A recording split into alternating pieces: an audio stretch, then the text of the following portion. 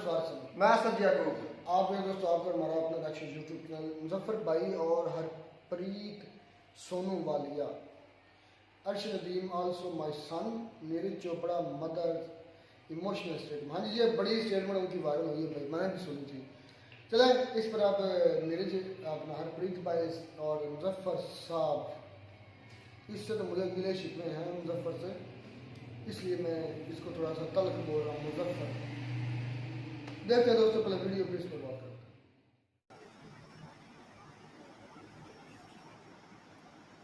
अस्सलाम वालेकुम, नमस्कार, सत श्री अकाल तमाम प्रावानों देखने वालों सब भाइयों को मेरी तरफ से और हरप्रीत सोनू वालिया जी की तरफ से खुश आमदीद। आज जो वीडियो हम बनाने जा रहे हैं वो पाकिस्तान और भारत के दो जो बड़े ज़बरदस्त खिलाड़ी, पाकिस्तान के अर्शद नदीम और भारत के नीरज चोपड़ा, इन्होंने बहुत अच्छी परफॉर्मेंस दिखाई। तो हरप्रीत सोनू वालिया जी को हमने इनवाइट किया, तो इनको पहले हम वेलकम कहते हैं। सत श्री अकाल वीर जी, की हाल तुहाडा, ठीक हो? सत श्री अकाल जी, नमस्कार, आदाब और जय हिंद। अच्छा, आपने कल देखा होगा कि बहुत अच्छी परफॉर्मेंस रही, जो अर्शद नदीम की तरफ से उसने गोल्ड मेडल जीता और नीरज चोपड़ा जो है उन्होंने भी जो है वो सिल्वर मेडल जीता। लेकिन ये मेडल तो जो जीते एक जो दिल जीते हैं इन दोनों की माओं ने। हमने देखा है कि नीरज चोपड़ा की जो वालदा है उन्होंने स्टेटमेंट दी कि जी जो अर्शद नदीम है वो भी मेरा बेटा है। इसी तरह की स्टेटमेंट जो अर्शद नदीम की जो मदर है उन्होंने दी कि जो चोपड़ा है वो भी मेरे बेटों जैसा है। तो इसके ऊपर आपकी राय लूँगा, लेकिन पहले आप वो एक क्लिप है छोटा सा, वो देख लें तो फिर हम इस पे बात करते हैं। नहीं जान तो बहुत खुश है, हमने तो सिल्वर भी गोल्ड बनने लग रहा। गोल्ड उसका है, वो भी मारे लड़का जी, मेहनत कर सब जा रहे। थोड़ा दिन खराब था, थोड़ा बहुत ज़्यादा फाउल हो गए। कोई बात नहीं जी, ये तो तीनों हैं बच्चे के खिलाड़ी के। आप लोग खुश हो? कोई बात ना खुश है जमा, पूरे खुश है। पिछली बार आया था तो उनका फेवरेट खाना बनाया था। हाँ जी, फेवरेट खाना जरूर बनाएंगे, आओगे जी तो फेवरेट जरूर बनाएंगे। जी वीर जी, आपने देखी वीडियो, माँ के जज्बात देखे कि माँ जो अपने बेटे की कामयाबी के साथ साथ अपने बेटे के दोस्त को भी अपना बेटा बोल रही है और उसकी कामयाबी पे भी बहुत खुशी का इजहार कर रही है। इसी तरह के जज्बात जो पाकिस्तानी एथलीट हैं अर्शद नदीम, उसकी वालदा ने भी इसी तरह के जज्बात का इजहार किया। तो ये मैं पूछूंगा कि हम कहते तो हैं कि ये दो अलग मुल्क हैं, ये एक दूसरों से दुश्मनी, ये नफरत, ये सारी चीज़ें अपनी जगह पर, लेकिन जब ये आपस में दोस्तियां होती हैं, ये इस तरह की चीज़ें होती, तो वो जो जज्बात होते हैं भाइयों वाले, वो तो फिर दोबारा से वैसे ही जज्बात ऐसे ही होते हैं कि जैसे हम पहले एक थे, अब भी हम एक जैसे ही हैं। तो क्या कहेंगे इसके ऊपर आप?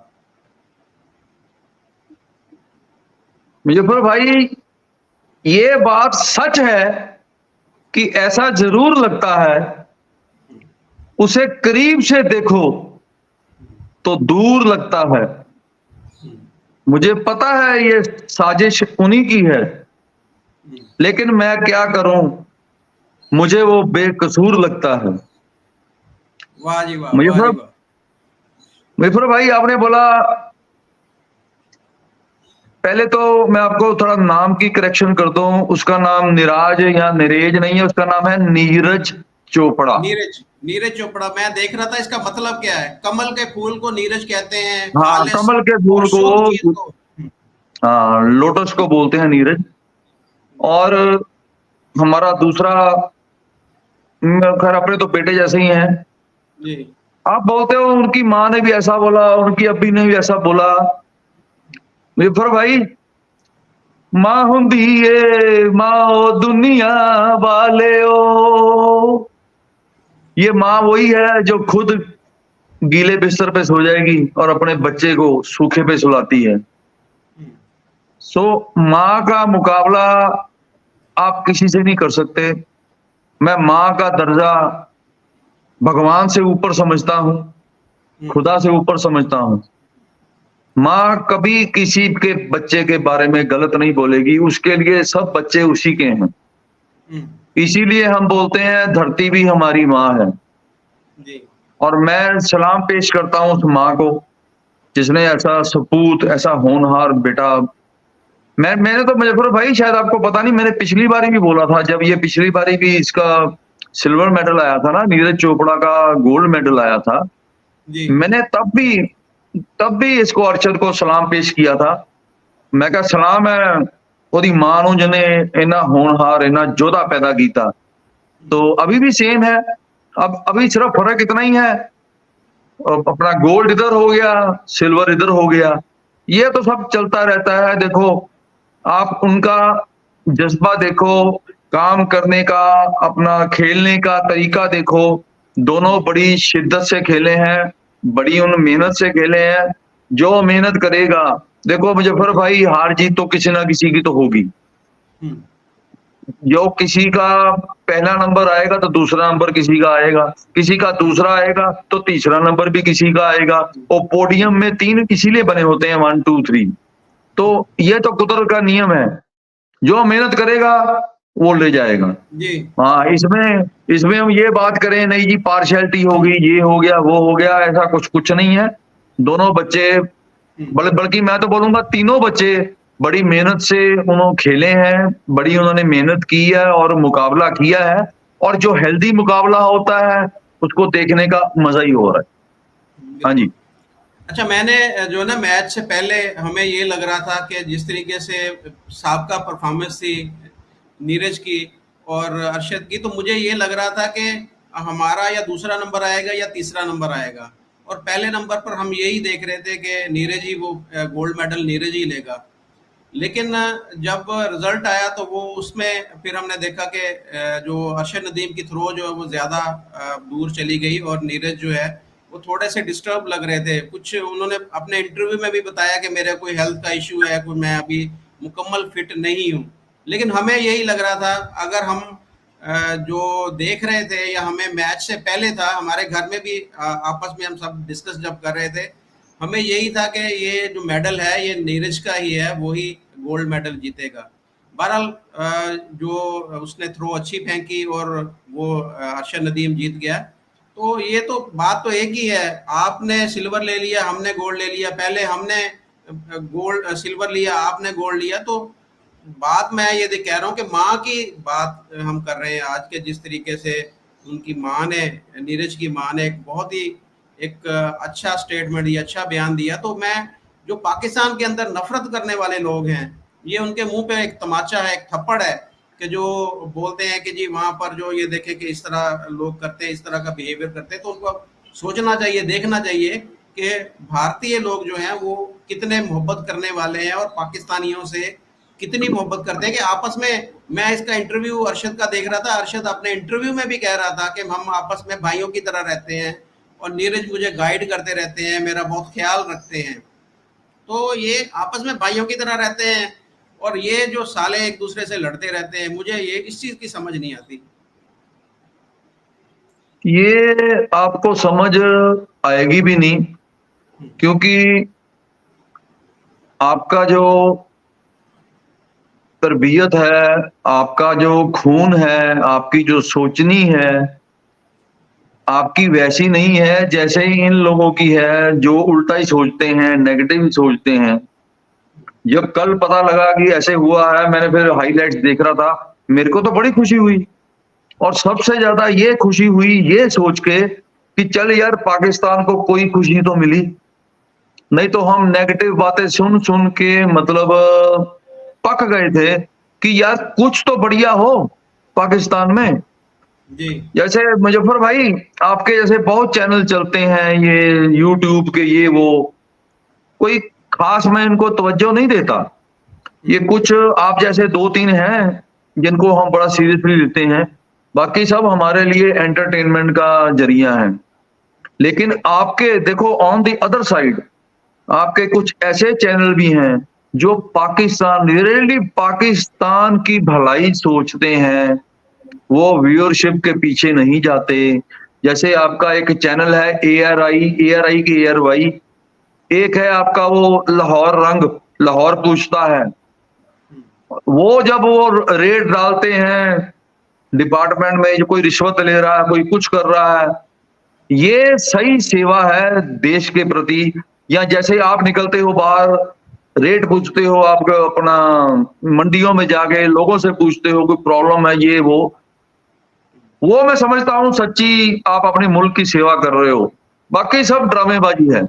सो आपके जो नेगेटिविटी है ना, नेगेटिविटी से ही कई लोगों ने धंधा बनाया हुआ है पैसा कमाने का। उससे कोई भला नहीं होने वाला। वो हम भी समझते हैं, आपके मुल्क के भी कई लोग समझते हैं। लेकिन आपके जैसे आपके चैनलों में कई बार समझता हूँ, मैं सुनता हूँ मोहब्बे वतनी मोहब्बे वतनी। मेरे को मोहब्बे वतनी नहीं दिखती। मोहब्बे वतन ये है अरशद नदीम, ये दिखा मेरे को मोहब्बे वतन, जो अपने लिमिटेड रिसोर्सों के बावजूद भी आज उस बुलंदी पे पहुंचा है। मेरे को दिली खुशी है, और मेरे जैसे कई जो सुलझे हुए नागरिक हैं हिंदुस्तान के, उनको भी खुशी है। जो मेहनत करेगा उसको उसका फल मिलना चाहिए। आपने उसका घर देखा, उसका वेड़ा देखा तुसी? हाँ जी मैंने देखा, आज मैं सुबह देख रहा था। जो कच्चा घर है और वहां पर ही वो वेट उसने रखे हुए हैं, और जो हालात हैं घर के, वो मजदूरी करता था ये पहले। आपको पता है कंस्ट्रक्शन का काम है, तो ये ईंटें फेंका करता था। जैसे नीचे खड़े होके ऊपर ईंटें फेंकते, तो वो प्रैक्टिस हो के इसके मसल जो स्ट्रांग हो गए, या इस तरह हुआ। तो कितने गरीब घर का ये लड़का है, और क्या कहाँ पर अब वो पहुंचा है, और कितनी उसको इज्जत और शोहरत, और अपने मुल्क का नाम कैसे उसने रोशन किया है। मुजफ्फर भाई अभी बिल्कुल सही इंतखाब किया आपके जेवलिन थ्रो की टीम ने, कि सिफारशी भर्ती नहीं किए जैसे कि क्रिकेट टीम में किए थे। दूसरी तरफ आप क्रिकेट टीम के प्लेयर हमारे देख लो, या रोहित शर्मा देख लो, आप क्या समझते हो वो टाटा बिरला की औलाद था? वो भी बहुत गरीब घर से आया। काफी ऐसे प्लेयर हैं जो हमारे क्रिकेट टीम में हैं, जो नीचे से उठ के ऊपर तक पहुंचे हैं आज। सो सिफारशी, एक तो आपके ये सिफारशी सिस्टम जब बंद हो जाएगा ना, तो आपके कितने ही अरशद नदीम पैदा हो जाएंगे। ये आपका सिफारशी सिस्टम बंद करना पड़ेगा। और आप देखना, अभी देखो पाकिस्तान में कितनी खुशी की लहर है कि पाकिस्तान के अंदर 37 सालों के बाद आज गोल्ड मेडल आया है। आप यकीन मानना, मेरे को दिली खुशी है, और हमको दिली खुशी है कि पाकिस्तान का भी आज जेवलिन थ्रो में गोल्ड मेडल आया है। और वो जो बच्चा बेचारा गरीब घर से उठ के वो आज इस बुलंदी पे जाके पहुंचा है, हमको दिली खुशी है, दिली खुशी है। देखो जो मेहनत करेगा उसको उसका फल मिलना चाहिए। ये सिफारशी लोग आप भर्ती करोगे तो वही हाल होगा जो आपने अपनी क्रिकेट टीम का देख लिया। बिल्कुल। एक भाई पूछ रहे हैं कि क्या ऐलानात किए गए पाकिस्तान गवर्नमेंट की तरफ से। तो पंजाब गवर्नमेंट ने 10 करोड़ रुपए का ऐलान किया है, सिंध गवर्नमेंट ने 5 करोड़ का ऐलान किया है, किसी ने 20 लाख का। तो ये ऐलानात तो अभी हो रहे हैं। अभी पाकिस्तान की वफाकी हुकूमत ने कोई ऐलान नहीं किया। हमारी जो पार्लियामेंट है वहां पर एक करारदाद पेश हुई है कि उसको एक बड़ा सिविल अवार्ड भी दिया जाएगा। तो इनामात और ये सारी चीजें चलेंगी, और मैं भी कोशिश करूंगा आप सब भाइयों के लिए कि मैं भी जाऊं, उसके घर जाऊं और उसका इंटरव्यू करूं, और आपको उसके हालात और ये सारी चीज़ें दिखा पाऊं कि किन हालात के अंदर वो उसने काम ये अपना खेल शुरू किया, और कौन कौन सी उसको मुश्किलात का सामना करना पड़ा, और किस तरीके से उसने ये कामयाबी हासिल की। तो ये मैं भी कोशिश करूंगा कि मैं भी जाऊं उसके घर और ये सारी चीज़ें आपको दिखाऊं। देखो जी, बस मेरी दुआ यही है, वाहिगुरु से अरदास यही है कि जो ये इनामात की जो आपके जो मतलब अनाउंसमेंट हुई है ना, ये सिर्फ अनाउंसमेंट तक ना रह जाए, ये उसको मिल भी जाए। क्योंकि वो सुनने में आया था कि उसने सर्जरी भी वगैरह कुछ करानी है, कुछ इलाज कराना है कुछ, तो ये उसके काम आ जाएगा। वैसे तो ये गवर्नमेंट को करानी चाहिए, लेकिन चलो ये जो इनामात की जो बारिश सुनने में आ रही है, इससे मैं कहता हूं अगर आधा भी उसको मिल जाए ना, तो यार उसका गरीब का भला हो जाएगा। बिल्कुल। और आपके भारत के अंदर लोग आप मिले होंगे आज भी, उनकी क्या राय है ये जो इसके ऊपर लोग खुश हैं कि मुबारकबाद वगैरह, या कोई इस तरह आपस में क्या डिस्कस चल रही है, क्या उनकी राय है? पर लोग खुश हैं जी, और 90% लोग जो मेरे को मिले या कोई बात हुई तो सबका यही पॉजिटिव एटीट्यूड था कि कहते शुगर कि पाकिस्तान से भी कोई खुशखबरी की आवाज सुनाई दी है। नहीं तो वहां तो जिसको हमारे पंजाब में बोलते हैं रंडी रोना ही लगा रहता ਸੀਗਾ ਉੱਥੇ ਤਾਂ ਕਹਿੰਦੇ चलो कम से कम थोड़ा तो अच्छा है चलो। हाँ, और सबसे अच्छी बात ये है कि कंसिस्टेंटली हमको उस लड़के के बारे में सुनने को मिलता था, पिछली बारी भी सुनने को मिला कि उसको सिल्वर मिला था, तो हमको पता था कि बच्चा बहुत मेहनत कर रहा है। बाकी ये बातें सुनने को मिली हैं। बाकी कुछ वो बांग्लादेश का आप सुन रहे हो, उसकी बातें आजकल चलती रही हैं, बस वो गुफ्तगू करते रहे हैं, बस यही चलता रहा आजकल। बिल्कुल। अच्छा, चले ये आप आज मौजूद हैं तो बांग्लादेश के अंदर हमने देखा कि बहुत ज़्यादा वहाँ पर हमारे हिंदू भाई जो हैं उनके ऊपर भी जुल्म सितम। आज एक भाई ने मुझे वीडियोस भेजी, यकीन माने कि मैं देख नहीं सका कि वहाँ पर जो एक काम किया जा रहा है, जो उनके ऊपर जुल्म सितम हो रहा है, इसके ऊपर आप क्या कहेंगे कि ये एक जो माइंड सेट है वो ख़त्म क्यों नहीं हो रहा कि आपस की लड़ाई में भी वो लड़ाई साइड पे रख के तो वो जो हिंदू कम्युनिटी की तरफ वो सारे हो गए हैं, उनको मारना काटना शुरू कर दिया वहां पर उन्होंने। पाजी ऐती मार पई कुरलाने तैकी दर्द ना आया। ये आप पूछ रहे हो मेरे को कि बांग्लादेश में हिंदुओं का जी ये हो गया, तो आपके पाकिस्तान में भी तो यही हो रहा है। ये जड़ावाला का आपका वाकया देख लो, हिंदुओं का सिंध में देख लो, बच्चियां उठा के जबरदस्ती उनकी शादियां हो रही हैं, ये सब। जब आप मेरे को ऐसे सवाल पूछते हो ना तो बड़ा मेरे को हंसी आती है कि आपके पाकिस्तान में भी तो ये हो रहा है। अब आप ये नहीं बोल देना नहीं उसको छोड़ो, फिलिस्तीन में देखो क्या हो रहा है, वो देखो गजा में, ये बातें छोड़ो। हाँ, बांग्लादेश का मैं यही बोलूंगा कि दूसरा पाकिस्तान बन रहा है वो, तो आपको तो खुश होना चाहिए कि आपके ही नक्शे कदम पर चल रहा है बांग्लादेश भी, क्योंकि आप ही से तो अलग हुआ था।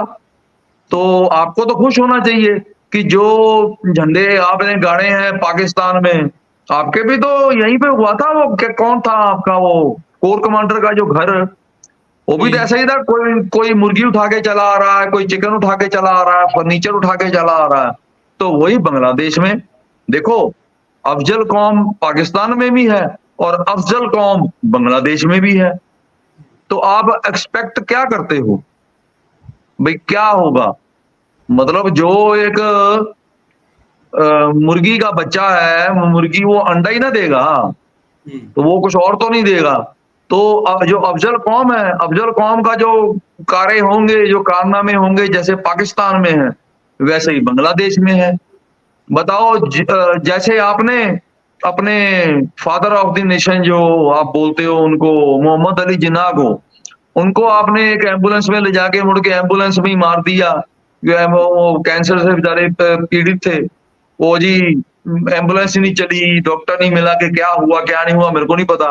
वैसे ही आपके है बांग्लादेश में है जो उनका फादर ऑफ नेशन था, वो मुजफ्फर, क्या नाम था, क्या नाम है उसका, रहमान कैसे करके, हाँ मुजफ्फर निजाम, हाँ, उनको भी तो ऐसे ही उन्होंने कत्ल कर दिया गया, जिन्होंने उस देश के लिए, मुल्क के लिए इतनी मेहनत की, उसी को मार दिया गया।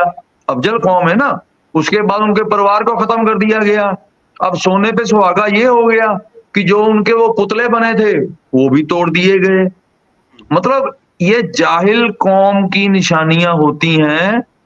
ये जाहिल कौम, हमारी किस्मत इतनी अच्छी है कि हमारे चढ़ते वाले पासे भी जाहिल कौम बैठी है और लहंदे वाले पासे भी जाहिल कौम बैठी है। हमारी तो खुशी का ठिकाना ही कोई नहीं है, हमारी तो खुशी का कोई ठिकाना ही नहीं है।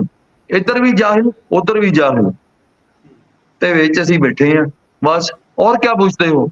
जो पाकिस्तान में हो रहा है, अब जो पाकिस्तान में भुखमरी फैल रही है, वही अब आपको बांग्लादेश में देखने को मिलेगी। जो अब बार बार बोलते थे ना आप कि उसका जी 2 टका 1 टका हमसे इतना हो गया, बस वो टका उन्होंने, टके वाले ने टके वर्गी हरकत करती है ते हुण फिर उन्होंने टके ते ही आ जाना। बस ये होना अब, और क्या होना। और यही बातें आज हो रही थी, आज फील्ड में भी हो रही थी, मार्केट में गया हूं वहां भी हो रही थी। सब जो इंटेलेक्चुअल लोग हैं यही बात कर रहे हैं कि बांग्लादेश का भी अब पाकिस्तान वाला ही हाल होगा, क्योंकि अब किसी ने वहां पे, जैसे अब पाकिस्तान में कोई इन्वेस्ट करने को तैयार नहीं है। जो आप अपने पीएम के साथ ऐसे कर सकते हो, और आम बंदा तो क्या होगा। और अच्छा सारा ले दे के गुस्सा काफिरों पे। काफिर कौन? हम लोग। हम लोग काफिर। हाँ जी, जो ये काफिरों को निकालो जी, फलाना जी, ढिमका जी। ये दिल की बातें होती हैं, दिमाग की बातें होती हैं। दिल जो है ना, दिल, वो दिल बड़े घटिया हैं, दिमाग की सोचनी बड़ी घटिया है।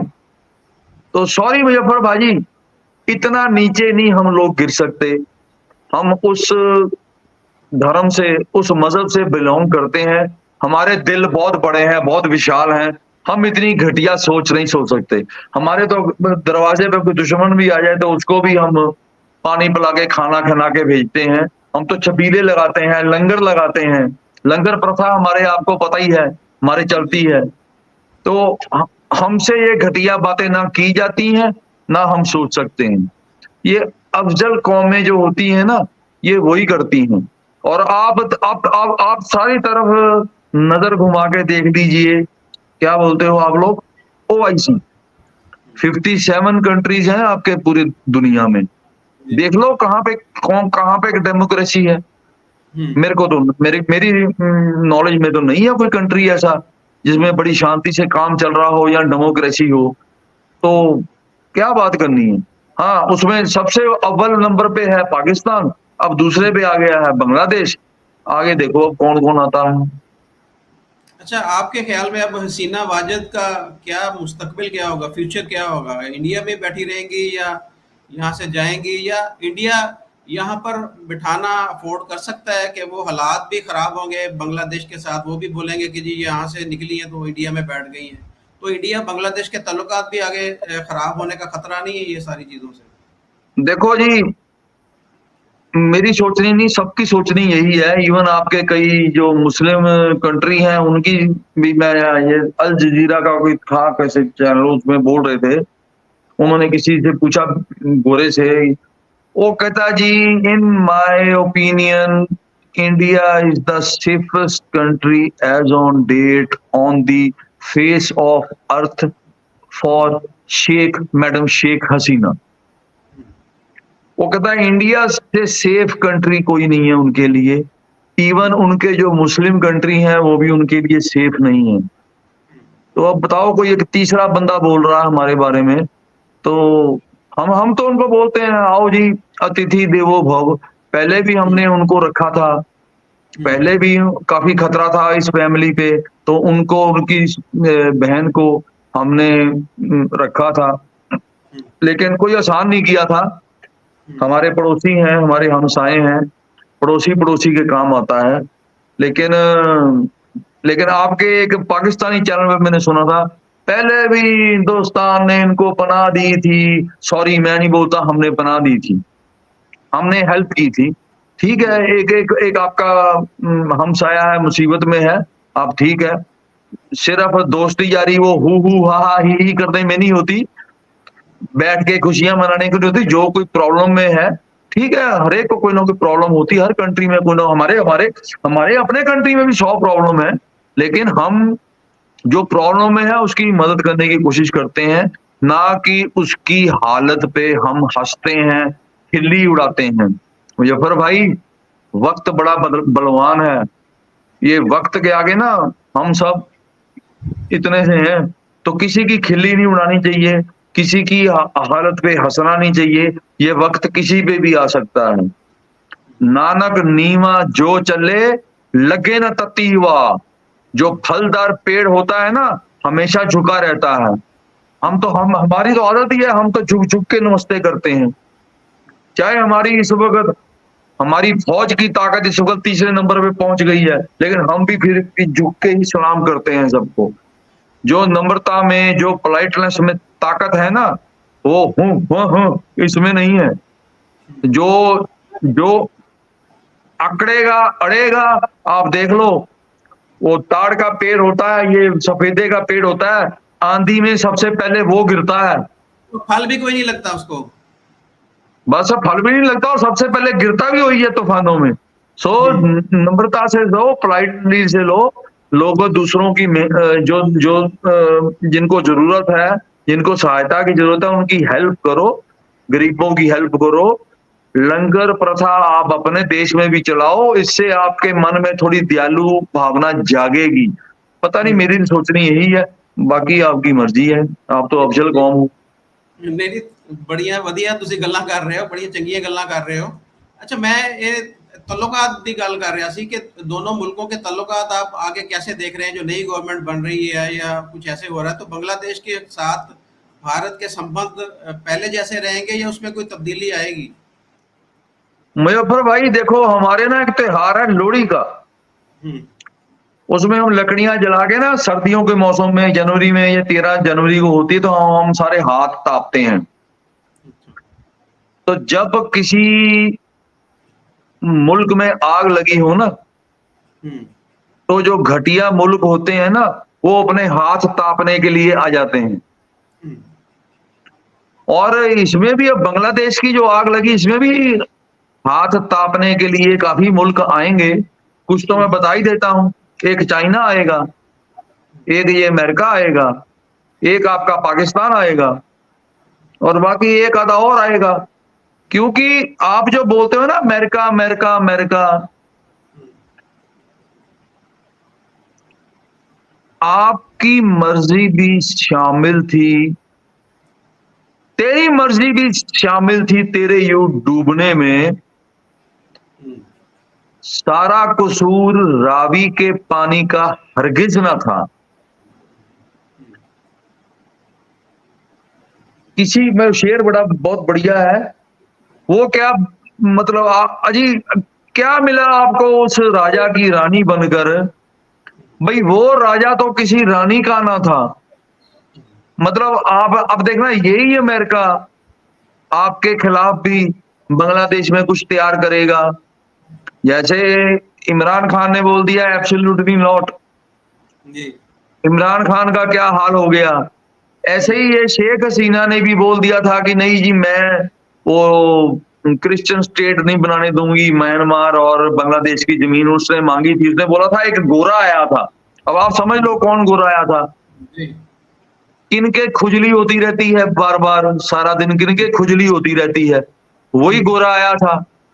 और वो उसने उसको अपना फेरा, उसको दिख रहा था कि मैं यहाँ पे अपने अड्डे बनाऊंगा, यहाँ पे ये करूंगा। तो इसने भी बोल दिया एब्सोल्युटली नॉट, नहीं मेरे को, मैं नहीं दे सकती अपनी जमीन। तो देख लो आज उसकी आज सरकार भी गिरा दी गई। नेचुरली उसकी जो सरकार गिराई गई है, आपके अफजल कौम के पैसे लेके ही उन्होंने गिराई है, अपने ही लोगों ने गिराई है। जो वहां भी तो मुस्लिम थे ना मुजफ्फर भाई, वहां भी मुस्लिम थे जो कि सरकार में थे, जहां सरकार में थे, गवर्नमेंट पोजीशन में थे, सोसाइटी की अच्छी अच्छी पोजीशन पे आपके मुस्लिम बैठे हुए हैं अफजल कौम वाले। तो उन्होंने अपने घर में ही आग लगा दी और उसको नाम दे दिया कि ये तो स्टूडेंट ने किया जी। और यार शेख हसीना ने रिजाइन दे दिया, वो तो चली गई, तो अब कौन कर रहा है?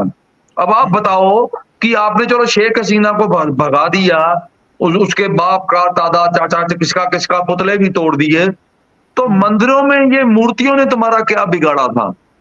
ये हिंदुओं ने तुम्हारा क्या बिगाड़ा था? ये घटिया सोच के मालिक हो ना, तभी किया ना आपने बिल्कुल। ये। इसको बोलते हैं घटिया सोच। तो फिर यही होगा। और अब जो नई सरकार बनेगी, देखो वो कैसी सोच के मालिक आते हैं। जो डॉलर फेंकेगा, जो पैसे फेंकेगा, ये पुतला उसी की बोली बोलेगा, बस ये यही होगा अब। तो मेरे को तो कोई मुस्तकबिल अब दिखता नहीं है बांग्लादेश का कोई। अभी तो इसका हाल बड़ा बुरा होने वाला है, लेकिन अफसोस है मेरे को पाकिस्तान के लिए भी अफसोस है, मेरे को बांग्लादेश के लिए भी अफसोस है, मेरे को म्यांमार के लिए भी अफसोस है। मैं श्रीलंका का भी सोचता हूँ, मैं नेपाल का भी सोचता हूँ।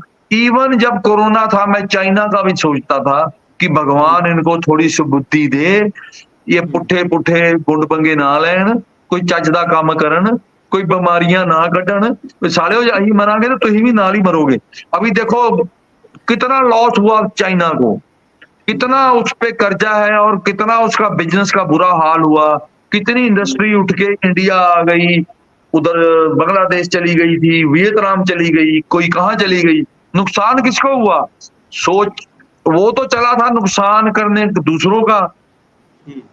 मुजफ्फर भाई अगर मैं ऐसे करूंगा ना तो ये 4 उंगलियां मेरी तरफ इशारा कर रही हैं, जी। एक एक उंगली आपकी तरफ इशारा कर रही है, ये 4 उंगलियां मेरी तरफ इशारा कर रही हैं। तो बस फिर अब देखो नई सरकार कैसी निकलती है कैसी नहीं निकलती। और तो खैर हिंदुस्तान को कोई परवाह नहीं है। अब हिंदुस्तान उस पोजीशन पे बैठा है कि हाँ हम आपके जैसे ज्यादा जज्बा तो नहीं करते, लेकिन जेड़ा आया उन्होंने देख लवांगे। बस हमने तो ये साबित भी किया है पुरानी हिस्ट्री में, आगे भी साबित करते रहेंगे।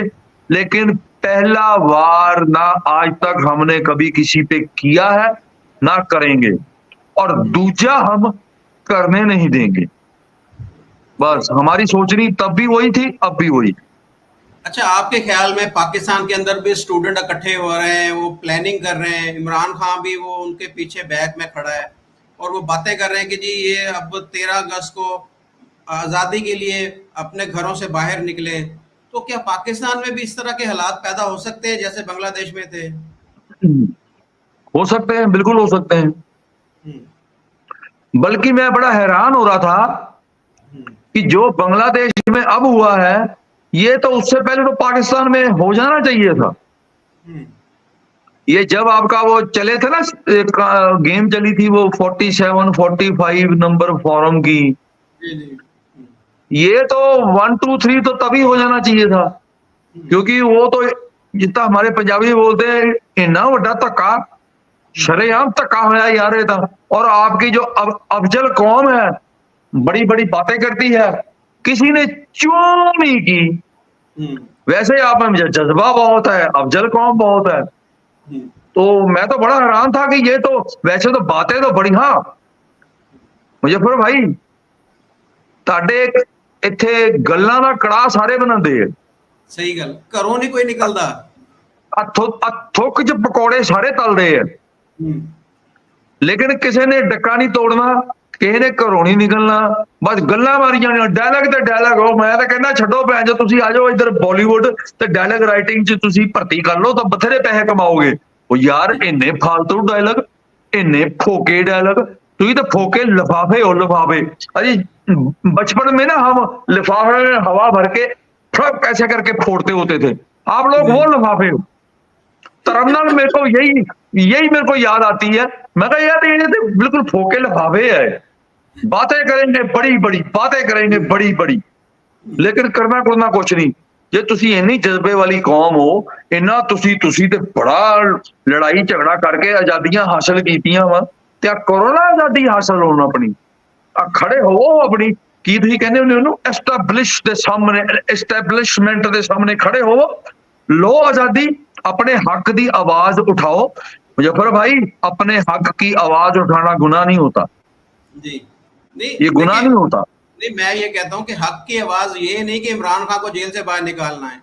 इमरान खान अगर जेल के अंदर, तो देखें बांग्लादेश के अंदर भी ऐसे खालदा जिया के लिए तो नहीं लोग निकले थे कि उसको जेल से बाहर निकालना है, वो जो भी काम था जैसे भी हुआ, तो पाकिस्तान के अंदर तो ये कह रहे हैं कि मुझे जेल से बाहर निकालने के लिए आप लोग बाहर निकले। आजादी का मतलब पाकिस्तान के अंदर यही है कि जी इमरान खान किसी तरीके से जेल से बाहर निकल जाए। और दूसरा देखो जी हल क्या है, यानी कि अगर ये इस तरह लोग बाहर निकल भी आते हैं, सारा कुछ हो भी जाता है, तो हमारे पास कौन सी ऐसी लीडरशिप है कि जी हम उसको बोले कि जी वो आगे आए और मुल्क को संभालें या वो मुल्क को इन बहरान से बाहर निकालने की। हमें तो ये होप भी नहीं नजर आ रही ना आगे कुछ। देखो जी अगर तो घर से बाहर निकलना है मेरे पाकिस्तानी भाइयों, अगर तो आपने घर से बाहर निकलना है तो आप किसी इमरान खान के लिए घर से बाहर मत निकलना, आप किसी नवाज शरीफ के लिए घर से बाहर मत निकलना, किसी शहबाज शरीफ के लिए घर से बाहर मत निकलना, किसी मरियम नवाज के लिए घर से बाहर मत निकलना। आप निकलना घर से बाहर अपने लिए। कोई ऐसा लीडर चुनो जो पाकिस्तानी हो, रब दा वास्ता मेरी बात को समझो, मैं बोल रहा हूं कोई ऐसा लीडर चुनो जो पाकिस्तानी हो, जो ब्रिटिश ना हो, अमेरिकन ना हो, कैनेडियन ना हो, ऑस्ट्रेलियन ना हो, पाकिस्तानी हो। और आपको ये सब नियम कायदे कानून अपने आप डिफाइन फिर से करने पड़ेंगे।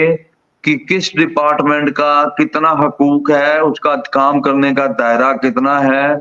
आपको, आप जफर भाई क्या समझते हो, पढ़े लिखे स्टूडेंट पाकिस्तान में नहीं है? बहुत है, बहुत है। लेकिन किसी को भी आप की कहते मुहब्बे वतनी किसी में नहीं है। उनका टारगेट यही है, डिग्री डिप्लोमा करो, चल बाहर, बाहर जाके फिर वही 2 नंबरी 3 नंबरी वो करनी है, लेकिन पाकिस्तान से निकलो।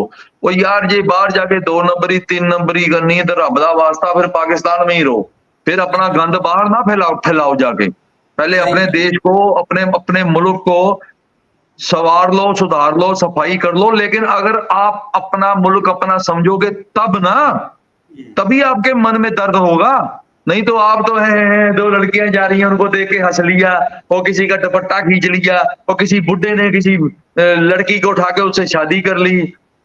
एक तो मेरे को ये नहीं समझ आती, ਤੁਹਾਡੇ बुढ़िया च करंट ही बड़ा हुआ, करंट ही नहीं खत्म होता। हद हो गई है यार, मैं की बोलना, मैंने फिर भाई ना बुलाया करो, ਤੁਹਾਨੂੰ पता मैं बकवास बहुत करता, मैंने ना ज्यादा बुलाया करो। सही, बिल्कुल सही।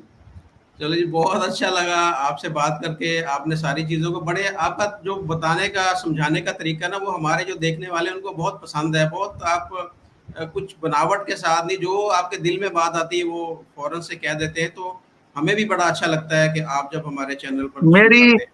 मेरी तो एक लास्ट इल्तिजा है आपके चैनल के देखने वालों को, जिसमें पाकिस्तानी है, कि पाकिस्तानियों मेरे भराओ, ये अगला बांग्लादेश आपका बलूचिस्तान बनने वाला है, अगला बांग्लादेश आपका सिंध बनने वाला है, अगला बांग्लादेश आपका गिलगिट बाल्टिस्तान बनने वाला है। इसको बचा लो, थोड़ा दिमाग से काम लो।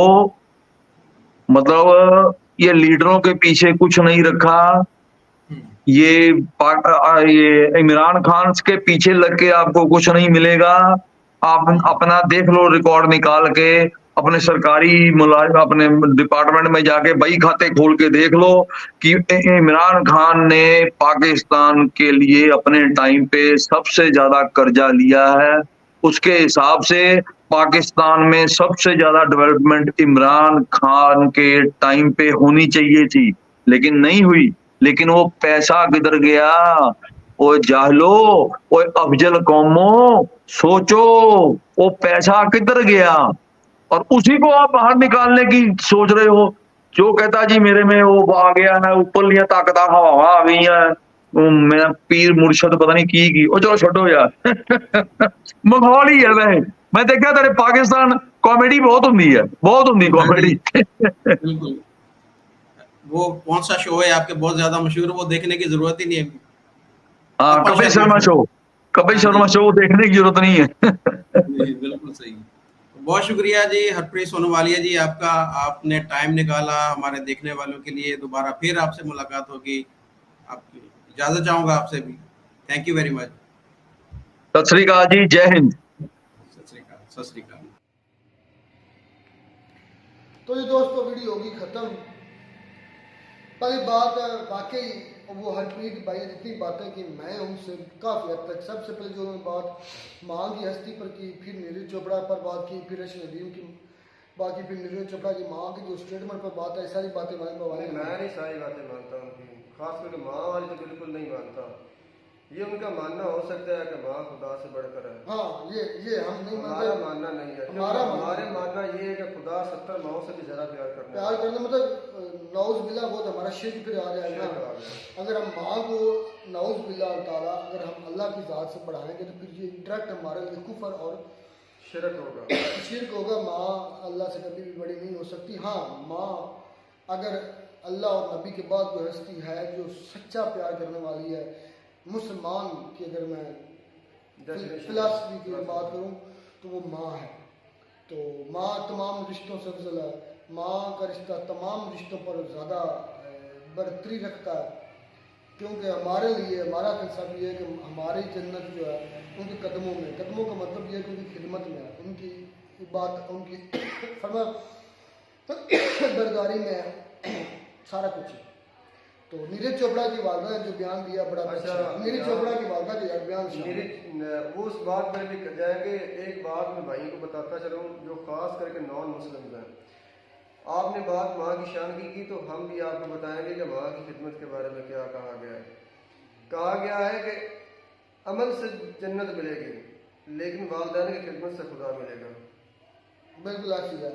अच्छा ये बात हरप्रीत भाई की बिल्कुल ठीक है कि जो माँ होती है ना वो सब की तकरीबन उसके लिए जो बच्चे होते हैं वो सब बराबर होते हैं। बल्कि ये जो आप स्पेशली नीरज चोपड़ा की माँ ने ये स्टेटमेंट दिया है, इस तरह की स्टेटमेंट्स की वजह से दिल को खुशी मिलती है।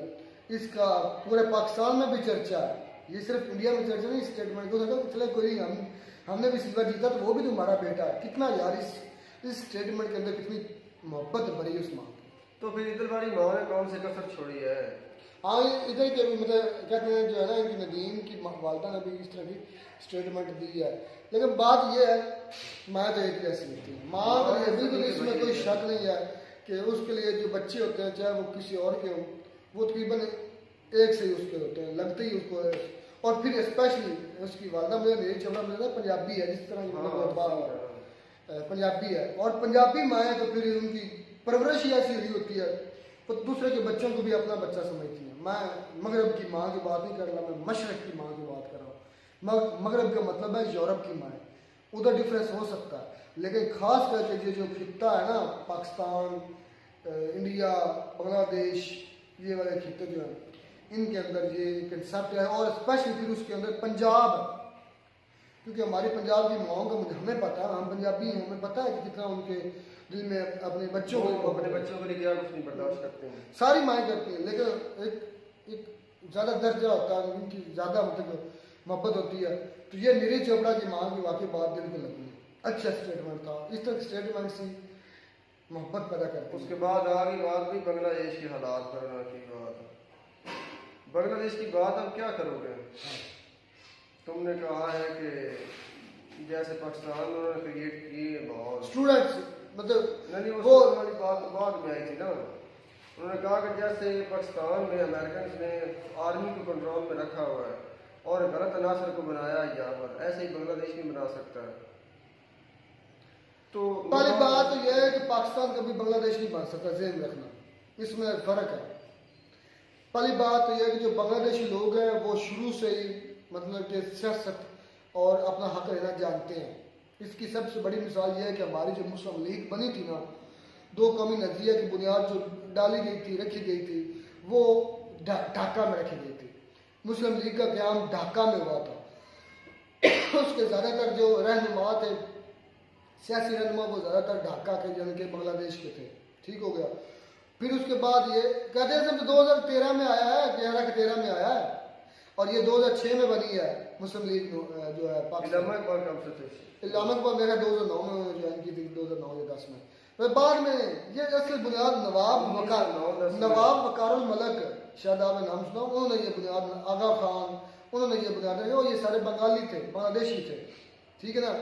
तो इसलिए बंगाली थे नहीं, वो तो नहीं बांग्लादेशी थे, वो पैदा हुए थे, वो हिंदुस्तान के एरिया में पैदा हुए थे। जो आप मैं कलकत्ता में काम एग्जैक्टली याद नहीं, लेकिन हिंदुस्तान में, पाकिस्तान का बांग्लादेश एरिया में, हिंदुस्तान के एरिया में पैदा हुए थे। कि बात करने का पर्पज ये है कि पाकिस्तान कभी भी बांग्लादेश नहीं बन सकता, क्योंकि पाकिस्तान के लोग हैं थोड़े से समझ लें कि कोई निकलते ही नहीं है। जिस तरह मुजफ्फर भाई भी क्यों नहीं निकलते हैं। आपने देखा नहीं था लाहौर में क्या हालत थी, उन लोगों को मार गलियों में मारा था पुलिस वालों ने, बाहर तो निकलने ही नहीं दिया मेरे भाई, रोड पर तो आने ही नहीं दिया, बाजारों मोहल्लों और गलियों में मारा इन लोगों को, अवाम को। वो हालात नहीं थे पाकिस्तान में जितने सख्त हालात बनाए गए थे, बांग्लादेश में इतने सख्त नहीं थे मेरे भाई। बांग्लादेश में याश तक शुरू हुए तो जो है वो सारा निज़ाम बैठ चुका था उस वक्त तक। बात असल में ये है, बांग्लादेश के लोग हमसे बेहतर है। वो पहले मरतबा हमसे आज़ादी लेने के लिए जाके उनको पता चला कि भाई ये लोग ठीक नहीं है, और आज उसी खानदान से आज़ादी लेने के लिए जाके मतलब कि वो 3 मरतबा जाग चुके हैं। इन 75 सालों में 3 मरतबा जाग चुके हैं। 1906 में, उसके बाद फिर 47 में, सॉरी हाँ 47 भी कर रहे हैं, 71 में, और आप दोबारा फिर, और हम चित्र खाए जा रहे हैं। बांग्लादेश जैसे नहीं हो सकते। बंगाली लोग हमसे कई दर्जे बेहतर है, उनको अपने हक लेना आता है, उनको अपने हकूक का पता है, हमें अपने हकूक का नहीं पता। हम छितर के डर से अंदर घुस जाते हैं घरों में, बिलों में जाए। ये बात सच है, मैं भी कभी भी निकला भाई, मैं अपनी बात में अपने से शुरू करता हूँ। इतने एहतजाज में, इतना सा कुछ मैं आज तक नहीं किसी एहतजाज में गया, मुझे अच्छा नहीं लगता। चाहे मेरा दिल करता है, मतलब दिल ये है कि यार हक देना चाहिए, सपोर्ट करनी चाहिए जो हक पर है, लेकिन बात यह है कि क्या कर सकते हैं आवाज़ उठाने के अलावा, तो उससे बेहतर है क्या। अच्छा, धर्म पर बात आई,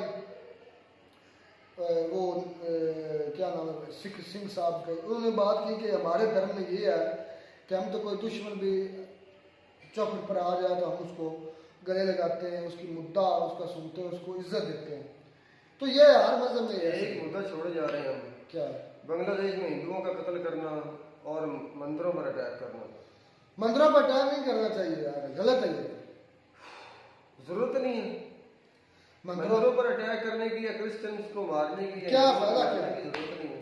एक और बात उन्होंने बड़ी इंपॉर्टेंट की कहा कि जो अकड़ेगा वो टूटेगा। उसकी सबसे बड़ी एग्जांपल सफेदे का पेड़ है, आप देखें सबसे ज़्यादा सीधा होता है और उस पर ना कोई फल होता है, और जब आंधी आती है तो वो मैंने टूटते भी देखे होंगे, टूटते होंगे, लेकिन ये भी आपको पता है कि सबसे ज़्यादा लचक भी जो है वो सफेदे के दरख्त में होती है। ये आप जानते हैं ना कि जितनी भी तेज हवा चले, वो हमने देखे अपने यहाँ पर जमीन से लगते उठते देखे हमने। बस उसकी थोड़ी सी लचक की वजह से वो बचे हुए हैं। हाँ जी, अगर वो लचक ना दिखाने, जितना उनका काट होता है, जितने वो ऊंचे होते हैं वो टूट जाए। तो पर्पज ये है बात करने का कि गुरूर का सारा हमेशा नीचा होता है, और ये सच है। जितना आप गुरूर करते जाएंगे आप होगा नीचे चलता जाए। फैमिली के अंदर ने मुल्क हो, कहीं भी आप किसी मामले में यार तुम मुझे एक बात बताओ, ये सिंह साहब किन्हें समझाने की कोशिश कर रहे हैं? इस्लाम के लोगों को, जो इस्लाम पर चलते हैं उन लोगों को सबसे ज़्यादा झुकाव जो है ना हमारे दीन इस्लाम में, सबसे ज़्यादा झुकाव इंसानियत के साथ हमारे मजहब में है। हमारे आका सल्लल्लाहु अलैहि वसल्लम का फरमाने अली शान है सल्लल्लाहु अलैहि वसल्लम का कि जो तुम्हें गाली दे उसे दुआ दो, जो तुम्हें मारे उससे प्यार करो, जो तुम्हें धुतकार दे उससे भी प्यार करो। और इस वजह से अगर तुम्हारी इज्जत में कमी आ जाए तो फरमाया कि मैं मोहम्मद सल्लल्लाहु अलैहि वसल्लम रोज़े महशर हाजिर होऊंगा और अपनी इज्जत मुझसे ले ले।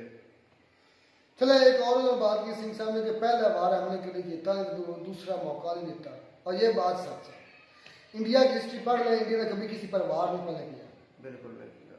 दिखा दें, ये दिखा दें। ये तो वार करते ही नहीं है। इंडिया दिखा इंडिया दे। से क्या मुराद है? अभी जो मुल्क बना हुआ है ये शुरू से इंडिया की तारीख है उसकी बात करें। शुरू से ले लो, हिंदुस्तान बड़ा हिंदुस्तान कौन सा आज का है? ये अपने तारीख में ना वो क्या नाम है यार उनका, मेरे दिमाग से निकला, वो शाहरुख खान की फिल्म भी है उस पर यार, जिनके 12-13 वो चले थे सिलसिला, जैसे हमारी खिलाफत थी ना ऐसे इनके चले थे, क्या यार उन्हें कहते हैं, मेरे दिमाग से निकल गया उनका नाम, अफगानिस्तान, बर्मा, ये जो 7 के मुल्क थे इन पर सबसे ज़्यादा अटैक मेरे भाई उस सल्तनत के दौर में, हिंदू सल्तनत में, क्या नाम था यार मेरे दिमाग से निकल गया, कितना गंदा मेरा दिमाग बना है। तो क्या यार उसका नाम था, चौहान डायनेस्टी। फिर यार शाहरुख खान की फिल्म है बाकायदा उस पर बनाई इन लोगों ने, मैं देखी, मैं फिल्में देख रही हूँ। अच्छा, तो उन लोगों ने आसपास के इलाके पर कंट्रोल किया, हमले किए, और जब वो उनके जो मतलब के लोग आपस में लड़ने के बाद जो सल्तनत बनी उनके जो इलाके थे अपने अपने, वो उसी पर काबज हो गए और उसी पर एक दूसरे के मुखालफ हो गए, बाद में टूटी। कहने का पर्पज़ ये है कि मेरे भाई ताकतवर ने हमेशा कमज़ोर को दबाया है, और ये आप किसी गारंटी के साथ नहीं कह सकते कि आपने पहले कभी वार नहीं किया। आपके लोगों ने मुख्तलिफ इलाकों में कब्जे भी अच्छा बात तब हुआ जब मुसलमानों मुसलमानों में सुन ले मुसलमानों का तो नाम निशान नहीं था उस वक्त। मेरे मुसलमान भाई, जब इधर आए थे, मेरी बात सुने, अफगानिस्तान में ये जो इलाके थे, मतलब कि जो साथ में अब जो श्रीलंका कहलाता है, ये जो इलाके थे, बांग्लादेश कहलाता है, ये इलाके, इन इलाकों में मेरे भाई तो नाम ही नहीं था मुसलमानों का। मुसलमान तो ना होने के बराबर थे उस वक्त। उस वक्त ये आपकी कौमें थी मेरे भाई, आप जैसे ये लोग थे जिन पर आप लोगों ने हुकूमतें की हैं। आप जो कहते हैं ना, अब जो मोदी साहब का विजन है, वो क्या कहते हैं, मैप में दिखाते हैं, क्या बनाना चाहते हैं, अखंड भारत। ये अखंड भारत उन लोगों को, उन मुल्कों को कहते हैं जिन पर आपने हमले करके कब्जा किया था। तो उनका है था, वो मानते हैं। पहले तो नहीं था, बाद में कंट्रोल किया गया था उन पर, और बाद में फिर उन लोगों ने आपको भगा दिया, जैसे आपकी सुल्तानत टूटी यहाँ से। भाई मैं मानता हूँ इंडिया में, मैं जितनी हिस्ट्री जानता हूँ इंडिया पहला, इंडिया की हिस्ट्री मैं काफी हद तक जानता हूँ, ऐसा नहीं कि नहीं जानता, लेकिन ये है कि मुझे इस पर जरा गौर करना पड़ेगा, मुझे नाम बताने पड़ेंगे, तारीख बतानी पड़ेगी, वो सब कुछ मुझे डिटेल से बताना पड़ेगा। चले, लेकिन मुझे ये पता है कि इंडिया ने हमला नहीं हाँ, किया। अभी आप जो इस वक्त मुल्क जो बना हुआ है ना पाकिस्तान, और पार्टीशन के बाद जो बना था, इसके बाद आप कहें तो हो सकता है कि आप किसी हद तक मैं मान भी लूँ। चले, मिलते हैं वीडियो में, गॉड ब्लेस यू।